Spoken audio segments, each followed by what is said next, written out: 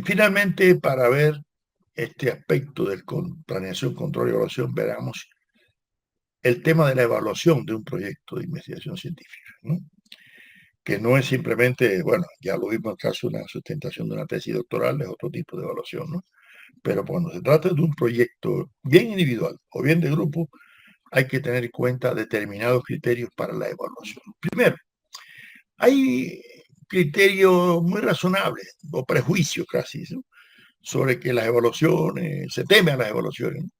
A veces se cree que es un proceso extraño, ajeno, que obstaculiza el proceso normal del trabajo y se le teme a las evaluaciones. Nadie le gusta que lo evalúen.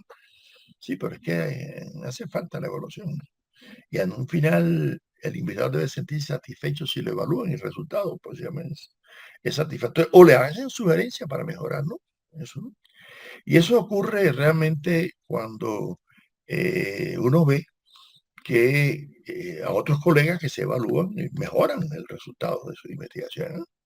Ahora, si usted tiene seguridad de que el producto de su trabajo de investigación posee la calidad suficiente para que pase los procesos de evaluación satisfactorios, ¿no? E incluso ser merecedor de elogios, propuestas a premios, a distinciones, a reconocimiento, bueno, pues lo mejor es que se evalúen, ¿vale? Entonces, cuando se somete a un selectivo proceso de premiación, se está propiciando su evaluación. Esto significa que posee criterios de la calidad que debe tener, ¿no?, el resultado científico, ¿no? Por lo tanto, la evaluación debe ser considerada como un proceso común, natural, inherente a toda la actividad humana, ¿no? Y la investigación científica no va a ser una excepción, tiene que ser una confirmación de la regla de que todo resultado de investigación científica, en especial laboral, científica, artística, política, debe ser sometido a proceso evaluativo, ¿no? Hay que tener presente que evaluar no es medir, ¿no? Pues si bien las mediciones pueden contribuir a las evaluaciones, jamás la evaluación puede limitarse a los aspectos cuantitativos, ¿no? Aunque se pondere, lo que sea, pero es un proceso cualitativo, integral, holístico, no parcial, ¿no? En que tiene que haber simplemente una integración de lo cuantitativo y lo cualitativo de manera, ¿no?, integral. En definitiva, la evaluación de un resultado o bien parcial o un proyecto, porque a mí hay que hacer evaluaciones parciales. O sea, cuando se hace el control, se está haciendo una evaluación parcial, ¿no es así? Y hay que ver primero si se está tomando en cuenta debidamente los parámetros que se planearon y que se están controlando en la investigación, ¿no? Y luego ver qué condiciones existen en el proceso de evaluación, sobre todo de los sujetos que participan en el proceso de evaluación, ¿no? Si están profesionalmente preparados, si hubo falencia en su formación profesional, que no se completaron en posgrado y que necesitan, ¿no?, un mejoramiento, ¿no? A veces las instituciones fiscalizadoras no prestan debida atención a ese importante factor, ¿no? Y se limitan a proceder a analizar resultados, verlos al margen de los investigadores, de los sujetos que participan, de las personas, y no tomar en cuenta que esas personas tienen problemas personales, individuales, de mucho carácter económico, social, o puede haber también otros factores de carácter ideológico, religioso, bueno, en fin, de familiares, de otras naturalezas, ¿no? Lo más conveniente del que dirige un proyecto de investigación es evaluar bien desde un principio, de que hace la planeación, con quiénes va a contar, ¿no?, con qué soldados va a ir la batalla, ¿no es así? Para ejecutar la tarea, ¿no? Porque si se tienen cualidades suficientes y capacidades para hacerlo, no debe sorprenderle, ¿no?, que cuando va a evaluar los resultados aparezcan determinados fenómenos que no se tomaron en cuenta al inicio del proyecto de investigación. Por lo tanto, una recomendación que se debe tener en consideración es elaborar propuestas de investigación que en el momento en que se van a someter los resultados parciales o finales de un proyecto, se vea como algo normal, que se va a evaluar en 6 meses, en un año, que los investigadores sepan que eso se va a evaluar y no que eso va a quedar ahí sin ningún tipo de control, ¿no?, y de evaluación. Y que tiene que haber de parte del colectivo, del colegio, de los colegas del departamento, de la facultad, ¿no es así?, de un consejo científico, de la misma forma que un artículo pasa a evaluar por pares ciegos o un libro, ¿no? O sea, para que sea sometido a consideración de otros investigadores, ¿no? Entonces, no es extraño a veces se aparezcan subvaloraciones o a veces sobrevaloraciones, ¿no?, de compañeros sobre el trabajo de un grupo, ¿no?, que desarrollan otros colegas, ¿no? Yo creo que en eso hay que tener cuidado, ¿no? Lo importante es buscar personalidades nacionales o extranjeras que puedan emitir un juicio respetable sobre el resultado de la investigación, ya sea favorable o desfavorable, pero que sea un criterio acreditado, vamos a decir así, por investigadores acreditados, ¿no? Ese enunciado bíblico de que nadie es profeta en su tierra es muy válido en cuanto a la evaluación y la evaluación de la calidad de un proyecto. A veces, yo lo tengo por experiencia, que muchas veces el primer resultado nuestro en el año, mediados de los años 80, sobre la filosofía en Cuba del siglo XX, no lo valoraban. Sin embargo, llegué a México con él y enseguida lo publicaron como libro. Y todos, mira, qué importante. Y ya tiene 5 ediciones, ¿no?, en Cuba, ¿no? Ahora, algunos investigadores tienen temor de establecer contacto con grandes personalidades, con las vacas sagradas, ¿no?, cuando no se es ni ternero bautizado, como digo yo. No, uno no puede tener esos prejuicios. Uno tiene que interactuar rápidamente con esas grandes personalidades que además normalmente son muy accesibles y están dispuestas a colaborar con los jóvenes investigadores, ¿no? O sea, la mayor parte de estos grandes investigadores tienen una sensibilidad intelectual porque también ellos fueron jóvenes investigadores y también recibieron ayuda, ¿no es así?, de otros investigadores. Por lo tanto, yo no tuve temor en escribirle a Leopoldo Sea y enseguida me respondió y establecer intercambio con Arturo Andrés Roy, con Miro Quesada, con Enrique Dussel, con muchos investigadores de muchos países sobre los temas de filosofía en América Latina, ¿no? Y luego ya me incorporé a ese séquito, vamos a decirlo así, ¿no?, de investigadores sobre esos temas, ¿no? Por lo tanto, uno no puede estar prejuiciado en eso.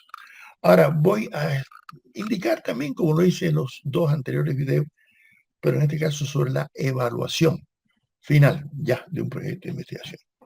Primero, hay que ver la magnitud del estado del arte inicial del cual se partió y al que finalmente se arribó. No hay que hacer una comparación entre el estado del arte, cómo se maneja. Recuerden que el estado del arte no es una bibliografía simplemente, no. Es un comentario crítico de los los documentos que existen, ¿no? Tiene que haber también una correspondencia entre las fuentes documentales y bibliográficas que se referenciaron con los objetivos, el contenido temático principal del proyecto de investigación. Eso es muy necesario, ¿no? Debe haber habido, y eso hay que evaluarlo, un enriquecimiento del marco histórico del tema, comparado con el estado inicial y el estado final de ese marco histórico, que debe haber sido ampliado, enriquecido, ¿no es así? Tiene que haber habido una precisión de los aportes marco conceptual, aportar, porque no siempre las herramientas que uno va a empezar a utilizar se compran en la ferretería. No. Hay que desarrollar su propia herramienta, ¿no? Y conceptos que a mí no me cuadraban, como de cultura, de humanismo, de alienación, de positivo, tuve que desarrollarlos. Y algunos hoy en día están publicados en diccionarios alternativos en Chile, en Argentina, ¿no? Y a cada rato tengo que utilizarlos, porque son herramientas teóricas con las cuales uno ha ido contribuyendo, ¿no?, al acervo científico de la investigación. Hay que valorar y evaluar si la solución del problema científico que se planteó y el método que se planteó para lograrlo se alcanzó. Y si no, ¿por qué no se alcanzó? Eso forma parte de la evaluación también, ¿no?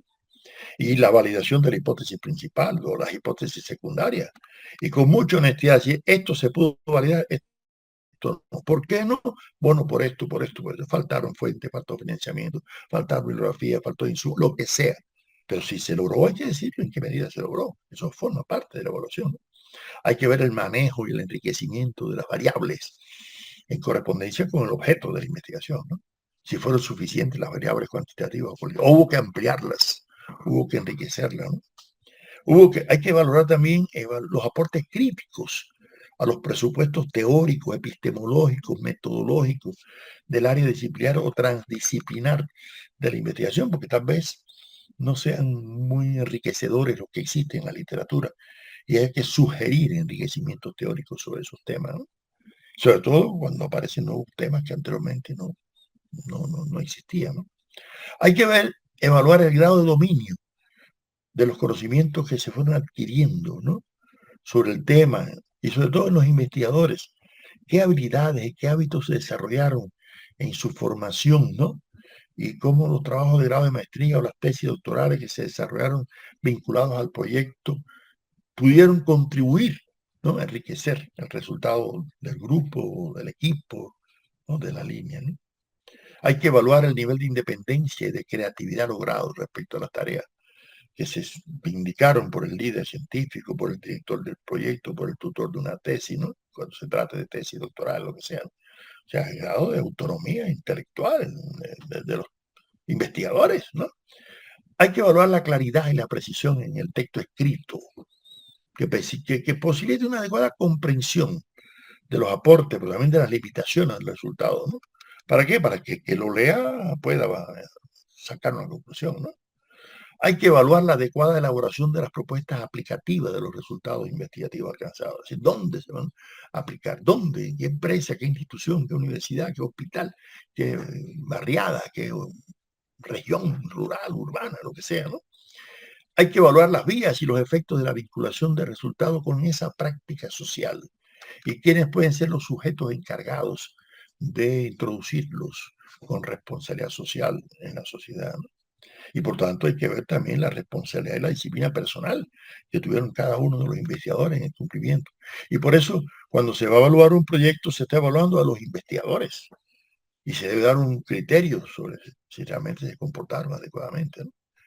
Y yo siempre mantuve una diferencia en mi país, en Cuba, entre los grupos de investigación y el control administrativo de las instituciones. Yo creo que eso es importante. Una cosa es la evaluación académica interna del grupo y otra cosa son los criterios y parámetros ya administrativos, ¿no? De institucionales, ¿no?